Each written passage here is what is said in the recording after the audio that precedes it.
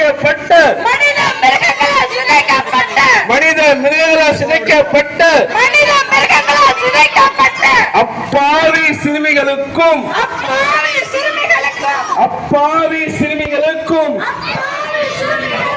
அவளை பெண்கள் அனைவருக்கும்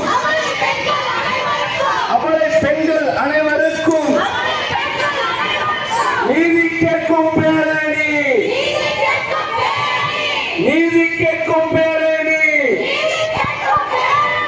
மனித மிருகங்கள் குதறி கிழித்த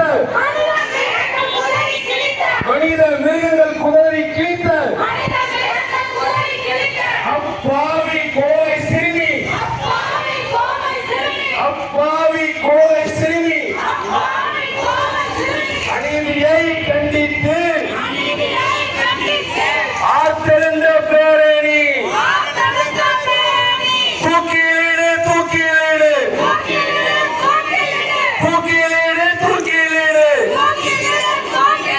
சின்னஞ்சிறிய பிஞ்சிகளை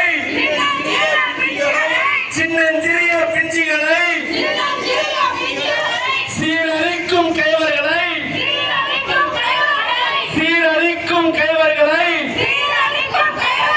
உடனடியாக தூக்கிலிடு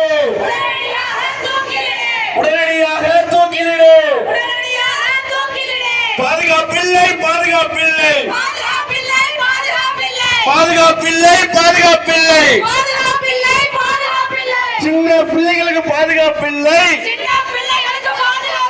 சின்ன பிள்ளைகளுக்கு பாதுகாப்பில்லை சிங்க பெண்களுக்கு பாதுகாப்பில்லை பஸ்ஸில் போனாலும் பாலியல் தொல்லை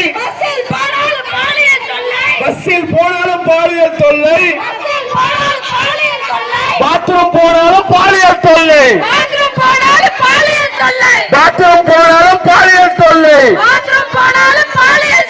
சின்ன பெண்ணுக்கு பாதுகாப்பில்லை சிங்க பெண்ணுக்கும் பாதுகாப்பில்லை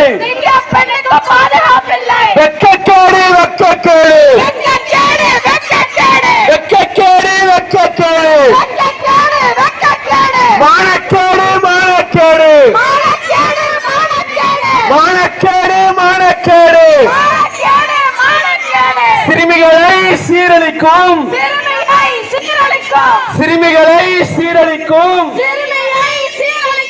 பாலியல் குற்றவாளி கைவர்களை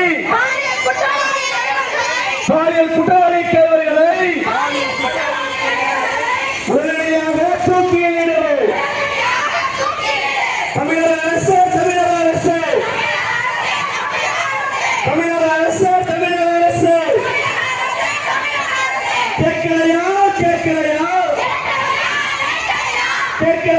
கேட்கலையா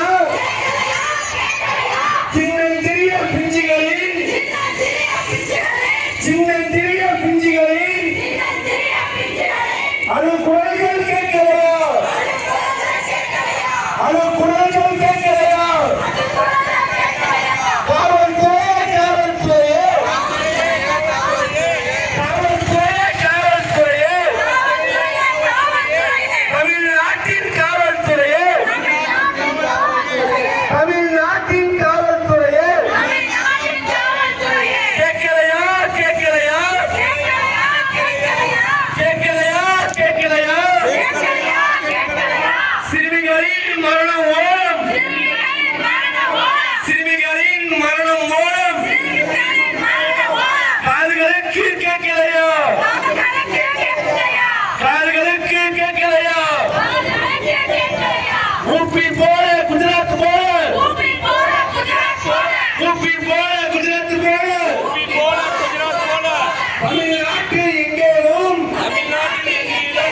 தமிழ்நாட்டில் எங்கெங்கும் பாலியல் குற்றம்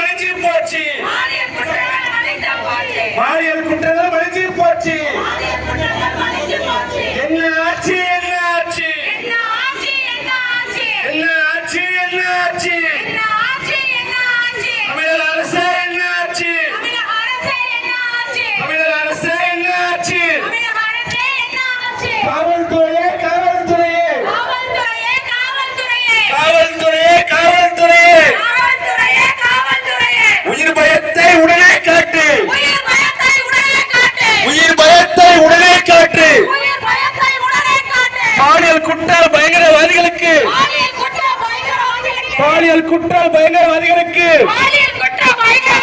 உயிர் பயத்தை உடனே காட்டு. உயிர் பயத்தை உடனே காட்டு. மாற்றத்திற்காக வாக்களித்து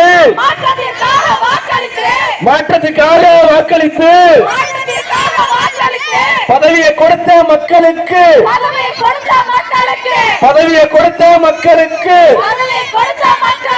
சினிமா வசனம் தேவையில்லை. சினிமா வசனம் தேவையில்லை. நீதி வேண்டும் சிஎம் சாரோ. நீதி வேண்டும் CM sorrow. CM sorrow. CM sorrow. CM sorrow. CM sorrow. தீர்வு வேண்டும் சிஎம் சாரோ. தீர்வு வேண்டும் சிஎம் சாரோ. ஓ எங்கள் தாய்மாரே, ஓ எங்கள் தாய்மாரே, பிள்ளைகள் தானே நமது சொத்து. பிள்ளைகள் தானே நமது சொத்து. பிள்ளைகள் தானே நமது உலகம். பிள்ளைகள் தானே நமது உலகம். பிள்ளைகள் தானே நமது பொறுப்பு.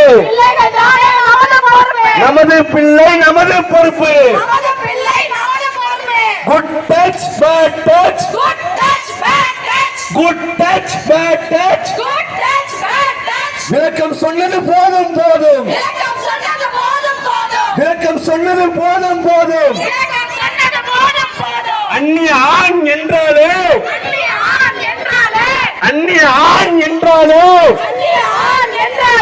don't touch, don't touch. Don't touch, don't touch. Don't touch, don't touch. Don't touch, don't touch. Good touch, bad touch. Good touch, bad touch. Good touch, bad touch. Good touch, bad touch. விளக்கம் சொன்னது போதும் போதும். விளக்கம் சொன்னது போதும் போதும். அந்நிய ஆண் என்றாலே, அந்நிய ஆண் என்றாலே don't touch, don't touch. Don't touch, don't touch. Don't touch, don't touch. Don't touch, don't touch. பாதுகாப்போம் பாதுகாப்போம். பாதுகாப்போம் பாதுகாப்போம். பாதுகாப்போம் பாதுகாப்போம். பாதுகாப்போம் பாதுகாப்போம். வீட்டில் இருக்கும் குழந்தைகளையும், வீட்டில் இருக்கும் குழந்தைகளையும், விளையாட செல்லும் குழந்தைகளையும், விளையாட செல்லும் குழந்தைகளையும் காம கழுகு பருந்துகளிடமிருந்து, காம கழுகு பருந்துகளிடமிருந்து, காம கழுகு பருந்துகளிடமிருந்து, காம கழுகு பருந்துகளிடமிருந்து பாதுகாப்போம் பாதுகாப்போம். பெற்றோர்களே பெற்றோர்களே பெற்றோர்களே பெற்றோர்களே சிறுமிகளை பாதுகாப்போம். பிள்ளைகளை பாதுகாப்போம். அல்லாஹ் அக்பர் அல்லாஹ் அக்பர் அல்லாஹ் அக்பர் அல்லாஹ் அக்பர் அல்லாஹ் அக்பர் அல்லாஹ் அக்பர்.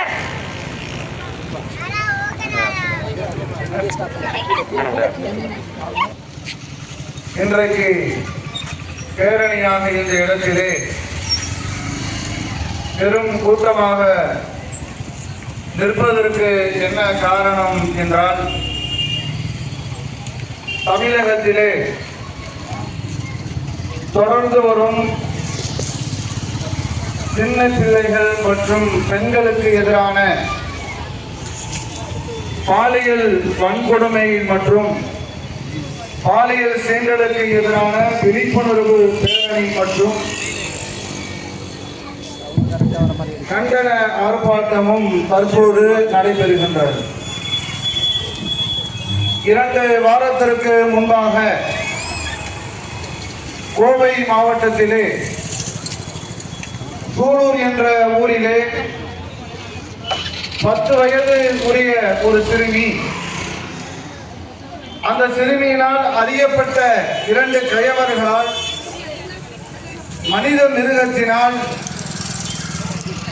மனித கொடூர தன்மை கொண்ட அந்த காட்டு மிராண்டிகளால் ஒன்றும் அறியாத அந்த 10 வயது சிறுமி சிதைக்கப்பட்ட சம்பவம் தமிழகம் முழுவதும் உலுக்கிய நிகழ்வை நாம் அனைவரும் அறிந்திருக்கின்றோம்.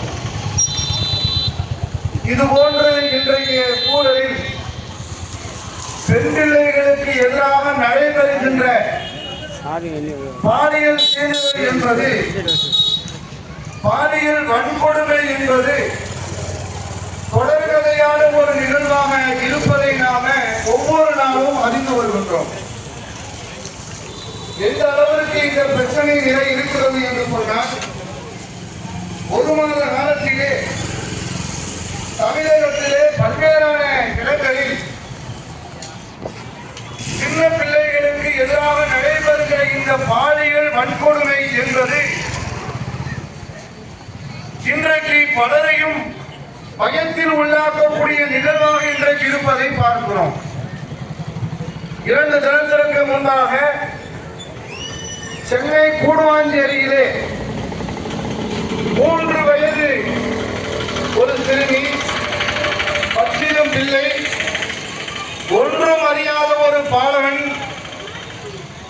அந்த பச்சிளம் பிள்ளை ஒரு கொடூரமான காட்டு மிராண்டியால் சிதைக்கப்பட்டு இறந்த ஒரு நிகழ்வு நாம் இன்றைக்கு நமது வீட்டில் வளர்கின்ற பிள்ளைகளை பார்த்து, இந்த பிள்ளைகளை எல்லாம் எப்படி நாம் கரை சேர்க்க போகிறோம், இந்த பிள்ளைகளின் எதிர்காலங்களை எப்படி நாம் பாதுகாக்க போகிறோம், இந்த பிள்ளைகளினுடைய பாதுகாப்பை நாம் எப்படி உறுதி செய்வது என்று பயப்படும் அளவுக்கான நிகழ்வாக தொடர்கதையாக இன்றைக்கு இருப்பதை பார்க்கிறோம். எந்த அளவிற்கு என்று சொன்னால், ஒவ்வொரு ஆட்சி வருகின்ற பொழுதும் நாங்கள் ஆட்சிக்கு வந்தால் எங்களுடைய ஆட்சியிலே பெண்களுக்கு நாங்கள் பாதுகாப்பு வழங்குவோம், பெண் பிள்ளைகளுக்கு நாங்கள் பாதுகாப்பை உறுதிப்படுத்துவோம் என்று எல்லா ஆட்சிகளிலும் சொல்லுகிறார்கள். ஆனால் ஆட்சிகள் தான் மாறுகிறதை தவிர காட்சிகள் மாறுகிறதா? இது போன்ற நிகழ்வுகள் மாறியபடி இருக்கிறதா என்றால் குறைந்தபாடு இல்லை. ஒவ்வொரு வருடமும் பாலியல் துன்புறுத்தலுக்கு உள்ளாக்கப்பட்டு, பாலியல் சீண்டலுக்கு உள்ளாக்கப்பட்டு போக்சோ சட்டத்திலே கைது செய்யப்படுகின்ற வருடத்திற்கு 1000க்கு மேற்பட்ட வழக்குகள் தமிழகத்திலே பதிவாகிறது என்ற தகவல் இருக்கிறது. அப்ப ஒவ்வொரு வருடமும் 1000 வழக்குகள் பெண் பிள்ளைகளை சீண்டுதலின் வழியாக, பெண் பிள்ளைகளுக்கு எதிராக நடைபெறுகிற இந்த வன்கொடுமையின் காரணத்தினால் வழக்குகள் பதிவு செய்யப்படுகிறது என்று சொன்னால், அப்ப இதற்கு எப்படி நாம் முடிவு பெற்றது? இதற்கு யார் தான் முடிவு பெற்றது? சிங்கப்பெண் என்ற ஒரு படையை உருவாக்கினால் உடனே அதனுடைய குற்றம் குறைந்து விட்டதா? சிங்கப்பெண் என்று போட்டதற்கு பிறகு தமிழகத்தில் 20க்கு மேற்பட்ட வழக்குகள், போக்சோ சட்டத்தின் கீழே 20க்கு மேற்பட்ட வழக்குகள் பதிவு செய்யப்பட்டிருக்கிறதை பார்க்கிறோம். எங்கெல்லாம் பதிவு செய்யப்பட்டிருக்கு தெரியுமா? திருவள்ளூர் மாவட்டத்திலே 7 வயது சிறுமி இந்த வழக்கிலே இந்த பாலியல் சீண்டலின் மூலமாக பாதிப்புக்கு உள்ளாகி இருக்கிறார். சென்னையிலே 12 வயது சிறுமி இந்த பாலியல் சீண்டலுக்கு உள்ளாகி இருக்கிறார். தாம்பரத்திலே 10 வயது சிறுமி இந்த பாலியல் சீண்டலுக்கு உள்ளாகி இருக்கிறார். பூந்தமல்லியிலே 7 வயது சிறுமி இந்த பாலியல் சீண்டலுக்கு உள்ளாகி இருக்கிறார். இவர்கள் ஆட்சிக்கு வந்து 40 நாட்களிலே, 1 மாத காலத்திலே 33 வழக்குகள் போக்சோ சட்டத்தின் கீழே பதிவு செய்யப்பட்டிருக்கிறது. அப்ப யார் ஆட்சிக்கு வந்தாலும் இந்த குற்றம் குறைந்தபாடு இல்லை. பெண்களை நாங்கள் பாதுகாக்கிறோம், பெண்களுக்கு நாங்கள் பாதுகாப்பு உறுதி செய்வோம், பெண்களுக்கு எங்களுடைய ஆட்சியிலே பாதுகாப்பு வழங்கப்படும் எல்லோரும் சொல்கிறாங்க. கதைகள் எல்லாம் கேட்டு கேட்டு பெண்களுக்கு பாதுகாப்பை இவர்கள் உறுதி செய்வார்களா இல்லையா என்பது எங்களுக்கு சந்தேகத்தை ஏற்படுத்துகிறது. அப்ப பாதுகாப்பு எது பாதுகாப்பு? எப்ப இந்த குற்றங்கள் குறையும்?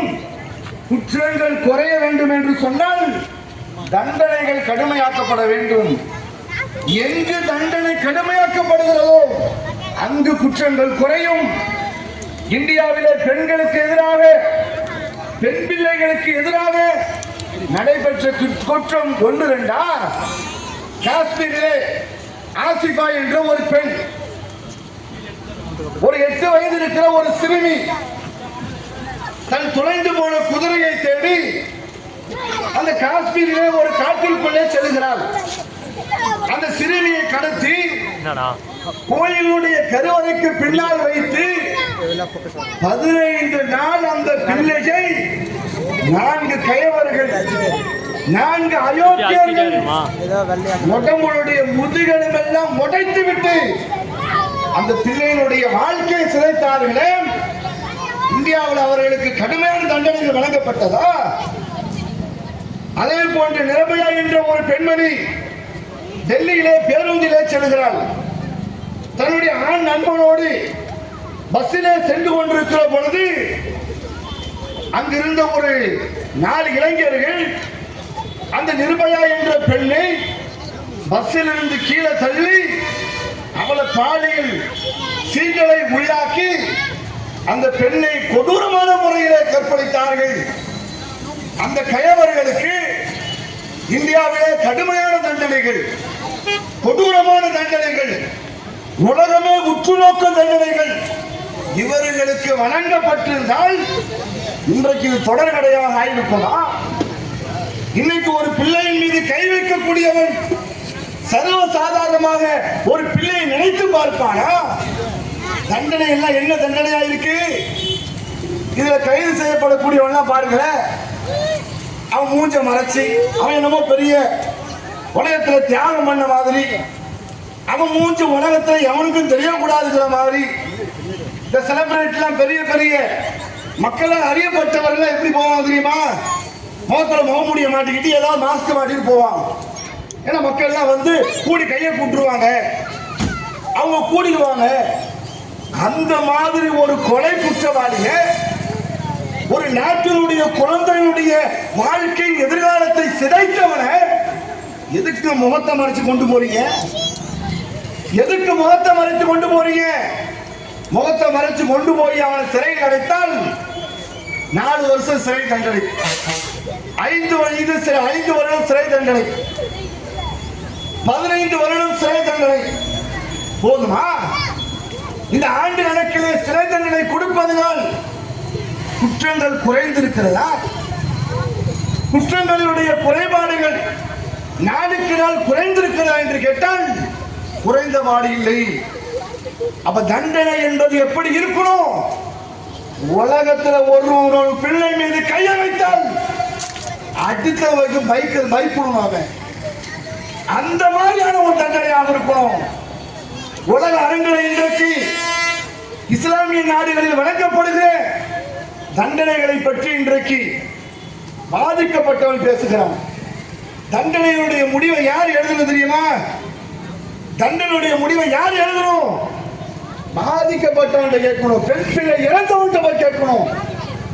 அவனுக்கு தாங்க தெரியும். பெண் பிள்ளை இறந்தவன், தன் பிள்ளையை இழந்து நிற்கிறவன், தன்னுடைய வீட்டில் இருக்கிற பாசத்திற்குரிய ஒரு பெண்ணை இழந்து நிற்கிற அந்த பெற்றோருக்குத்தான் அந்த பிள்ளையினுடைய வேதனை தெரியும்.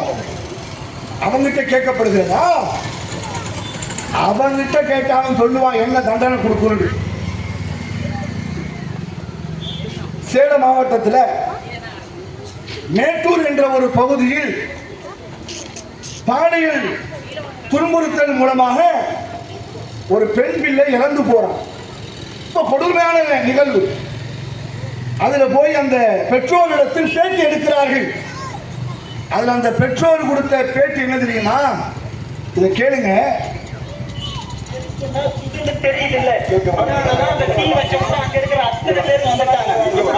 ஒரு பொட்ட பிள்ளைய தொட்டா அவனுக்கு மரணம்னு உடனே தெரியணும். அப்பதான் இந்த சமூகத்துல ஒரு சில நடக்கும். நெருப்புனா சுவின்னு தெரியுதுல்ல, அப்ப பொட்ட பிள்ளைய தொட்டா அவனுக்கு மரணம் தெரியணும். அரபு நாடுகள்லாம் வெட்டானா, பொட்ட பிள்ளைய தொட்டுட்டானா, குழந்தைய தொட்டா கொள்றானா, உடனே கொள்றானா. இங்க ஏன் பண்ண மாட்டேங்கிறீங்க? மறுபடியும் ஆட்சி மாறினாலும் ஆட்சி மாறக்கூடாதா? பொண்ணுங்களுக்கு பாதுகாப்பு இருக்க கூடாதா? சின்ன பச்சை குழந்தைல என்னடா உங்களுக்கு காவல் தெரியுது? நெருப்புனா சுடன்னு தெரியுதுனால தானே 10 வருஷமா அத்தனை பேரை வந்துட்டீங்க. இப்ப அது இப்ப ஒரு பொட்டமல்லியை தொட்டா கொள்ளுவாடு தெரிஞ்சவன் தொடுவானா? ஏன் மாற மாட்டேங்கிறீங்க? நல்ல கவர்மெண்ட் வாங்கியா பாத்திமா? அவருடைய வேதனை பதிவை கேளுங்கள்.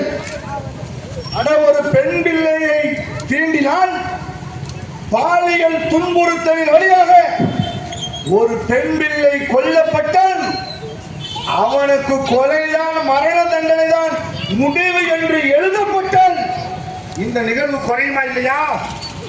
எங்களுடைய போராட்டங்கள் தொடரும்.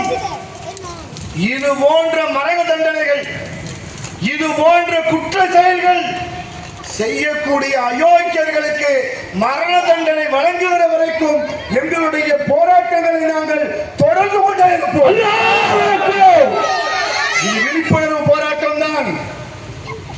ஏன் நாங்கள் விழிப்புணர்வு ஏற்படுத்துவது தெரியுமா? நாங்கள் அரசாங்கத்தை நம்புறோம். ஆனா அரசாங்கத்தை நம்புறதுனால பாதுகாப்பு இல்லை.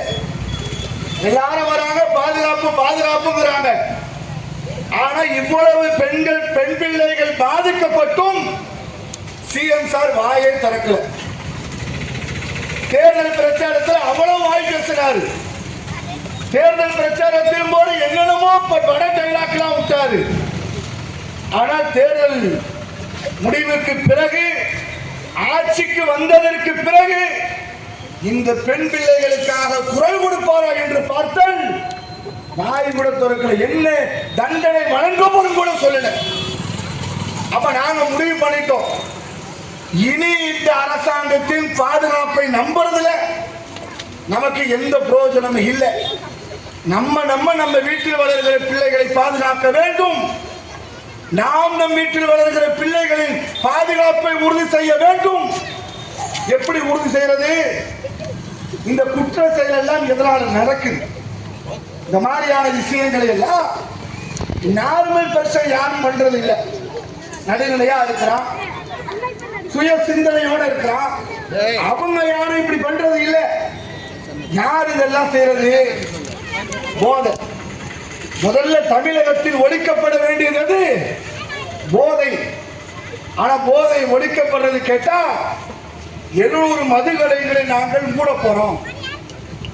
சரி, 700 மதுக்கடையை மூடிட்டா தமிழ்நாட்டில் இருக்கிற 1000 மதுக்கடை இருக்குல்ல, அல்ல 700 அரசு மதுபான கடைகளை மூடிவிட்டால் தனியார் மதுக்கடைகள் இருக்கிறது, அங்க வாங்கி குடிக்க மாட்டானா? அங்க வாங்கி குடிச்சிட்டு இதே வேலையை அவன் செய்ய மாட்டானா? தமிழகத்தில் மது ஒழிக்கப்பட வேண்டும். தமிழகத்தில் முற்றிலுமாக மது தடை செய்யப்பட வேண்டும். அப்பதாங்க ஒரு சமூகம் சிறப்பாக இருக்கும். இந்த மதுவினால எத்தனை குடும்பம் நாசமாகிறது, எத்தனுடைய குடும்பத்தினுடைய வாழ்க்கை கேள்விக்குறியாகிறது. அப்ப அந்த மதுவை குறித்து தடை செய்வதற்கு எந்த அரசாங்கம் முன்வைக்கல. என்ன பேச்சு தெரியுமா? மது பாட்டிலுக்கு 10 ரூபாய் கூட்டிட்டாங்க. இப்ப அதான் பஞ்சாயத்து. 10 வயசு சிறுமி சாவது பிரச்சனை இல்லை, 12 வயசு சிறுமி சாவது பிரச்சனை இல்லை, 3 வயசு சிறுமி சாவது பிரச்சனை இல்லை. மது பாட்டிலுக்கு 10 ரூபாய் ஏற்றிட்டாங்க, அதுதான் இப்ப பிரச்சனை. அப்ப நாட்டிலே இந்த பெண் பிள்ளைகளுக்கு எதிராக நடைபெறக்கூடிய இந்த குற்ற செயலுக்கு காரணம் இந்த போதை. இன்னைக்கு போதை எந்த அளவுக்கு தலைவிரித்தாடுகிறது?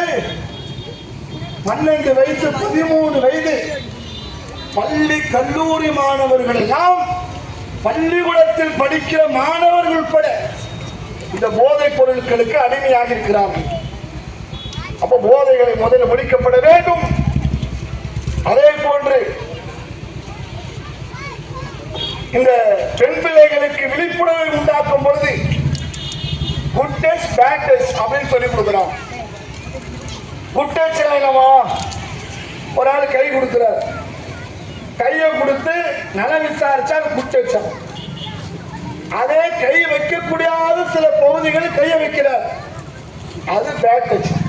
இதெல்லாம் இது இஸ்லாம் சொல்லுகிறது, உங்களுடைய இரத்த பந்தம் அல்லாதவர்கள் யாரும் உங்கள் மீது கையை வைத்தால் அது பேட் டச் தான். இந்த குட்டேச்சு காட்டேச்சு எல்லாம் மனித சமூகத்தை சீர்கெடுக்கும். பிள்ளைகளுக்கு சொல்லிக் கொடுக்கணும். உங்களுடைய தந்தை யாரு, தந்தையுடைய சகோதரன் யாரு, உங்கள் நண்பர் யாரு, நண்பனுடைய தோழன் யாரு, உங்க அண்ணன் யாரு, அண்ணனுடைய தோழன் யாரு, இதை நாம் சொல்லி கற்றுக் கொடுக்கணும். ஏன்னா உலக சுகாதார அமைப்பு நமக்கு ஒரு தகவலை வெளியிடுகிறார்கள். என்ன தகவல் என்று சொன்னால், பெரும்பான்மையான பெண் பிள்ளைகள் யாரால பாதிப்புக்கு உள்ளாகிறாங்க, எதனால பாதிப்புக்கு உள்ளாகிறாங்க அப்படின்னு சொல்லும் பொழுது அதிகம் அறிந்தவர்களால் தெரியப்பட்டவர்களால் தான் நிறைய பெண் பிள்ளைகள் பாதிக்கப்படுறாங்க. நம்ம என்ன செய்வோம், ஆட்டோக்கார சொல்லுவோம், மாமா அன்கல் வராது ஒரு கூட போமா, யாரோ ஒருவரை பார்த்து மாமான்னு சொல்லுவோம். ஆனா அந்த பிள்ளைக்கு என்ன தெரியும், சரி அம்மாவுக்கு தெரிஞ்சவங்களா இருப்பாங்க, வீட்டுல நம்முடைய தந்தைக்கு தெரிஞ்சவங்களா இருப்பாங்க என்று அந்த பிள்ளை உறவு முறையோடு பழக ஆரம்பிக்கிறது. ஆனா அந்த கயவர்கள் எப்படிப்பட்டவர்களாக இருக்கிறார்கள், தாம் பிள்ளையை பார்ப்பதை போன்று பார்ப்பதில்லை, தன்னுடைய தங்கையை பார்ப்பதை போன்று பார்ப்பதில்லை, தன்னுடைய தாயை பார்ப்பதை போன்று, தன்னுடைய தாயை பார்ப்பதை போன்று பார்ப்பதில்லை. அப்ப இதுல நாம விழிப்புணர்வோடு இருக்கணும். எனவே இந்த பிரச்சாரத்தினுடைய நோக்கம் என்னவென்றால், பெண் பிள்ளைகளுக்கு எதிராக, பெண்களுக்கு எதிராக நடைபெறக்கூடிய இந்த பாலியல் சீண்டுதல், பாலியல் வன்கொடுமைகள் இது தமிழகத்தில் குறைக்கப்பட வேண்டும், முற்றிலுமாக ஒழிக்கப்பட வேண்டும். இது மாதிரியான குற்ற செயல்களில் ஈடுபடுபவர்களுக்கு மரண தண்டனை வழங்கப்பட வேண்டும். அதுதான் இந்த பேரனுடைய கோரிக்கையாக வைத்து இங்கு சிறுவர்கள், பெண்கள் அனைவருமே இங்கு கூடியிருப்பதை பார்க்கிறோம். இன்றைக்கு இஸ்லாமிய நாடுகளை முன்னிறுத்துவதற்கு காரணம் என்னவென்றால், இஸ்லாம் அதை சொல்லுகிறது. இஸ்லாத்தினுடைய சட்டம் எதை சொல்லுகிறது என்று சொன்னால், கல்லுக்கு கண், பல்லுக்கு பல், உயிருக்கு உயிர். என்ன காயப்பட்டாரோ அதே அளவுக்கு அவர் காயப்படுத்தப்பட வேண்டும். இப்படி ஒவ்வொரு குற்றவாளிக்கும் தண்டனை வழங்கப்படும் என்றால், இந்த தண்டனை கடுமையாக்கப்படும் என்றால் இந்த குற்றங்கள் தமிழகத்தில் குறையும். எனவே மௌனமாக இருக்கிற சிஎம் சார் அவர்களுக்கு, தமிழகத்தினுடைய முதலமைச்சர் அவருக்கு இந்த பேரணி வாயிலாக நாங்கள் கோரிக்கை வைத்துக் கொள்கிறோம். நீங்கள் இது போன்ற குற்ற செயலை செய்பவர்களுக்கு மரண தண்டனை வழங்க வேண்டும் என்பதுதான் இந்த பேரனுடைய கோரிக்கையாக வைத்துக் கொண்டு என்னுடைய உரையை நிறைவு செய்து கொள்கின்றேன். வாஹிருதாவான அல்ஹம்துலில்லாஹி ரப்பில் ஆலமீன். அஸ்ஸலாமு அலைக்கும் வரஹ்மத்துல்லாஹி வபரகாத்துஹு.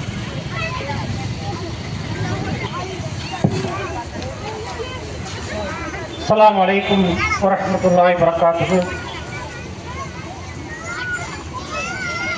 இந்த சிறுமியர் பெண்களுக்கு எதிரான பாலியல் வன்கொடுமைக்கு எதிராக மாபெரும் விழிப்புணர்வு பேரணியை இறைவனுடைய அருளால் சிறப்பான முறையில் இறைவன் நடத்தி தந்ததற்கு அல்லாஹ் கொண்டு இந்த பேரணிக்கு பெரும் ஒத்துழைப்பை தந்த காவல்துறை, உளவுத்துறை நண்பர்களுக்கும், எங்கள் ஊர் அருகாமையில் உள்ள எத்துவாஞ்சேரி, திருலோக்கி, திருப்பனைந்தாள், கோடலாம்பள்ளம், சிக்கல்நாயப்பேட்டை ஆகிய கிளைகளில் இருந்து வந்திருக்கக்கூடிய அனைத்து சகோதர சகோதரிகளுக்கும், எங்கள் ஊர் பஜாரில் இருந்து இந்த இஸ்லாமிய பெண்கள் திரளாக வந்ததற்கு என்ன காரணம் என்று அனைத்து வீடுகளில் இருந்தும், அனைத்து கடைகளில் இருந்தும் பார்த்து கொண்டிருந்த அனைத்து தொப்புள் கொடி பெரியவர்களுக்கும் தாய்மார்களுக்கும் நன்றியை தெரிவித்துக் கொள்கிறோம். இந்த பேரணியை இத்தோடு நிறைவு செய்கிறோம். சுப்ஹானக்கல்லாஹும்ம வ பிஹம்திக அஷ்ஹது அல்லா இலாஹா இல்லா அன்த அஸ்தக்ஃபிருக வ அத்தூபு இலைக்.